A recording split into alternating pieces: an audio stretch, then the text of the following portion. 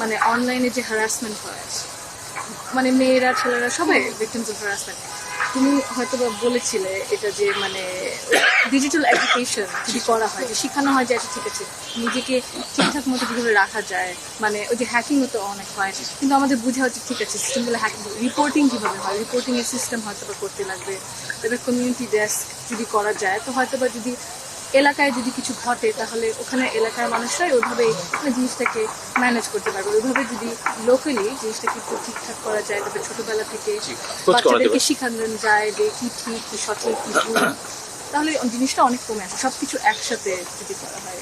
তো আপনিও যেটা বললেন ওই যে আগে 2002-2003 সময় যে অ্যাসিডের যে আমাদের শিক্ষাও দিতে হবে বাচ্চাদেরকে, তরুণদের, যুব সমাজকে এইগুলোর ব্যাপারে লিগাল গাইডেন্স যদি থাকে, লিগাল প্রোটেকশন, যদি consequences people face consequences reporting, তাহলে কিন্তু জিনিসটা আস্তে আস্তে কমে আসবে। কিন্তু এটা বাড়ছে আর রয়ে থাকছে কারণ কিছু হচ্ছে না, কিছু করলে হচ্ছে না, তো আর ধরা পাচ্ছে না। তো জিনিসটাকে একটু গুছিয়ে হয়তো বা আমাদের বুঝতে হবে যে এটা নিজ মতোই ঠিকঠাক হবে না, আমাদের কিছু করার প্রয়োজন, আর হয়তো তরুণরাই কোনো সলিউশন বের করতে পারবে। আপনি যেটা হয়তো বা বলতে চাচ্ছেন আমি যদি বুঝে বসি, যে আমাদেরকে যেটা শেখানো হচ্ছে, যেটা অফিসিয়াল ট্রেনিং এ আছে, ইটস নট আপ টু পার, যেটা দুনিয়াতে আমরা দেখতে পাচ্ছি, যেটা সাধারণ মানুষেরা অলরেডি নিজেরা করে ফেলছে, আরো এগিয়ে যাচ্ছে। তো আপনি বলছেন ওই মানে জিনিসটাকে ব্যালেন্স করার জন্য, সেটাই তো। কিন্তু ওই যে বললাম পানির ফিল্টার করতে কয়েকটা স্তর লাগবে,